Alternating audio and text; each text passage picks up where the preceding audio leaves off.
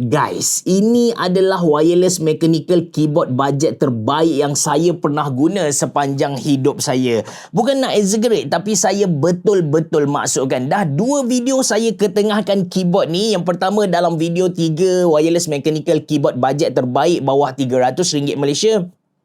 Kemudian dalam video kedua Tech Award 2023, dan dalam kedua-dua video tu saya nobatkan VGN N75 Pro ni sebagai top 1 punya lah. Assalamualaikum warahmatullahi wabarakatuh. Dalam video kali ni saya nak racun anda beli VGN N75 Pro. Keyboard ni dia datang dengan 2 variasi. Yang saya beli ni adalah Caribbean Blue, dan kalau anda suka kepada warna putih, anda boleh beli Jelly Orange. Based on gambar tu, Jelly Orange tak berapa cantik lah. Dan keyboard ni dia ada LED, dan LED dia menyala secara RGB.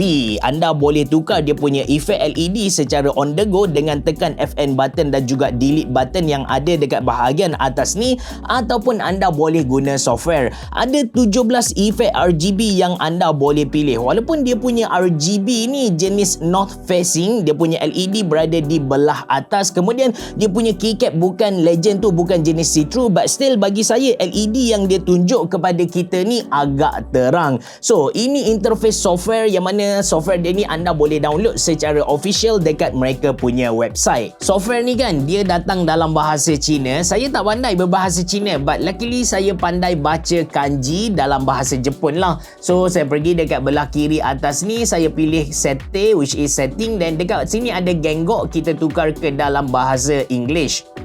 Settle, dan kita balik semula. Kita boleh nampak lah device yang kita dah connect dengan PC kita, which is dalam case kali ni N75 Pro. Ada battery indicator dan juga dia punya connection. Bila kita tekan ada 4 pilihan lain, kita boleh pilih lighting setting, remap setting, performance setting dan juga other setting. Untuk kita tukar efek LED yang ada dekat keyboard ni, kita boleh pergi ke lighting setting, and dekat sini ada 17 efek yang kita boleh pilih. Katakan efek tu kita boleh adjust dia punya pergerakan kiri ke kanan ataupun kanan ke kiri, dan anda boleh main dekat dia punya direction. Dekat sini anda boleh ubah dia punya speed, dia punya brightness, and kalau boleh tukar warna, anda boleh tukar dekat sini lah.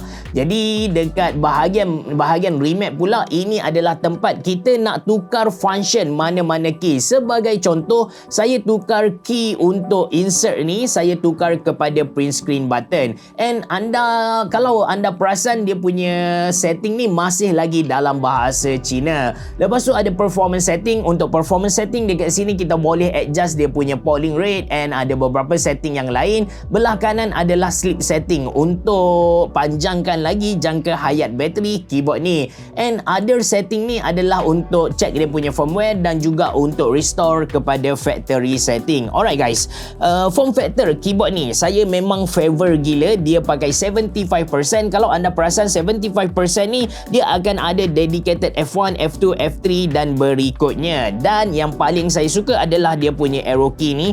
Arrow key dia macam berada dalam satu dedicated island. Dia berpisah dengan button-button yang lain, memang tak rapat, senang untuk kita guna. Tengoklah dia punya arrow key atas ni, dia tak berdampingan dengan shift. Sebaliknya ada ruang di antara arrow atas dengan shift ni. Memang saya suka. Kalau kita kira satu persatu key yang ada dekat VGN N75 Pro ni, kita akan dapat 82 key plus dengan satu metal knob yang ada dekat belah kanan atas. Unfortunately, metal knob ni hanya berfungsi untuk adjust volume sahaja. Kita tak boleh nak remap ataupun tukar kepada feature-feature lain. Seterusnya tentang build quality. Bagi saya build quality dia steady lah. Walaupun kalau kita twist dia kuat-kuat, betul dia akan bend, but dia okey lah. Bila kita angkat tu rasa berat, walaupun dia pakai plastik, still ada feeling mahal dekat dia. But yang paling penting kan, dia punya structure. Dia pakai gasket structure guys. Nah, tengok layer by layer yang dia bagi kepada kita. First ada top case, lepas tu di bahagian bawah dia ada PC positioning plate, yang mana dekat tepi dia tu ada silicone gasket lah.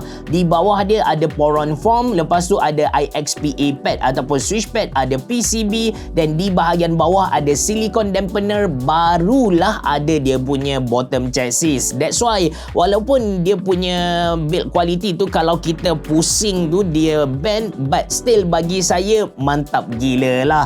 Lepas tu dari segi keselesaan pula, dia punya keyboard ni kita boleh laras kepada 3 stage lah. Ini adalah yang default punya. Katakan anda nak tinggikan sikit, anda boleh buka feed yang kecil. Katakan anda nak tinggikan lagi, anda boleh buka feed yang besar. That's why kita boleh laras dia kepada 3 level.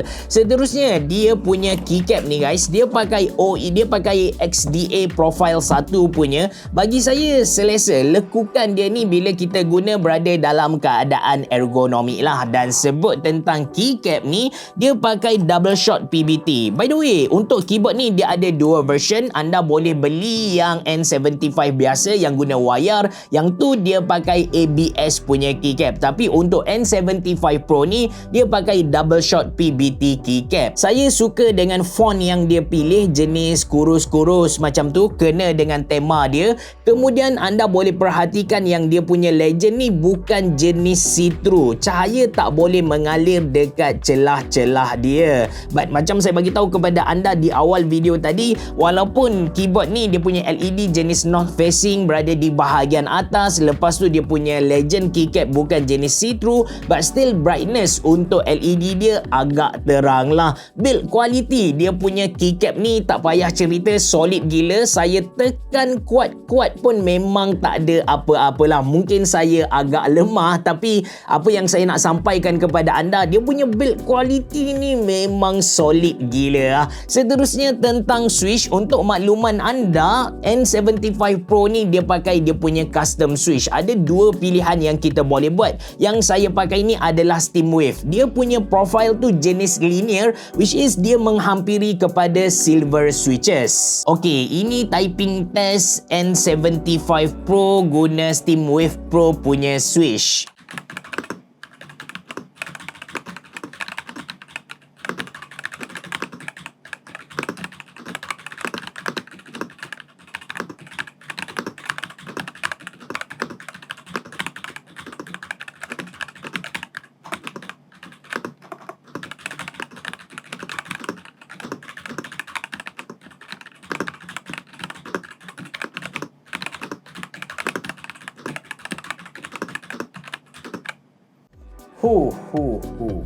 WPM saya dapat 86, accuracy 98%, which is average lah kan. Bukan nak kata laju sangat pun tak, tapi tak perlahan sangat lah. Bagi saya bunyi dia memang sedap. Bunyi dia memang sedap, tak perlu nak mod apa-apa. Stabilizer pun dia pakai yang sangat bagus. V1 yang mereka guna dekat 98 Pro antara killer produk mereka juga. Lepas tu feeling typing pun bagi saya nice gila. Shock kalau anda nak guna keyboard ni, tak kisahlah untuk gaming ke, anda nak guna untuk typing, sangat-sangat recommend. Seterusnya tentang bateri, kapasiti bateri VGN N75 Pro ni adalah 4000 mAh, agak besar. Dia ada sleep time seperti yang saya tunjuk dekat dia punya software tadi.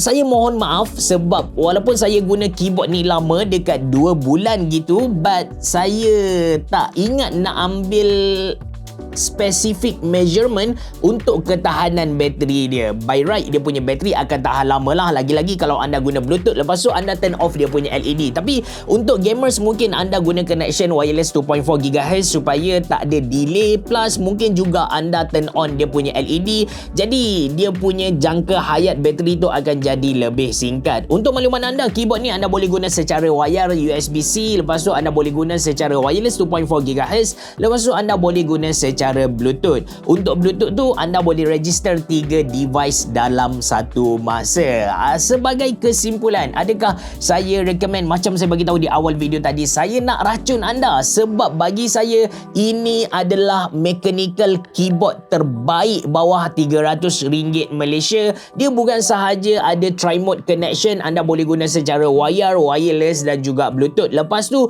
dia punya tema pun nice, anda dah tak perlu nak tukar kepada daripada keycap yang lain. Dia jenis hot swappable, anda boleh tukar switch dia kalau anda tak suka. But switch yang dia datang ni pun memang nice dah, feeling typing shock, dia punya design ergonomi, LED dia pun okey. Yang penting dia pakai gasket structure. Untuk cari mechanical keyboard bawah RM300 yang pakai gasket structure agak susah lah. That's why kalau anda tanya saya adakah patut anda beli, 200% saya sangat-sangat recommend anda beli keyboard ni. Dia bukan di antara yang terbaik bawah RM300 Malaysia, no, tapi dia adalah yang terbaik, top 1 king punya guys. Kalau anda berminat untuk beli, saya sediakan link dalam ruangan description box below. Cuma link yang saya bagi tu kalau anda beli dari kedai tu kena pre-order 2 minggu, which is bagi saya berbaloi. Saya pun ada tunggu dekat 2 minggu juga. Dengan penantian kita tu, kita akan dapat produk yang nice gila, harga pun budget, sangat-sangat berbaloi. Kalau anda beli dari kedai lain, mungkin mereka ada ready stock tapi harga sedikit mahal lah.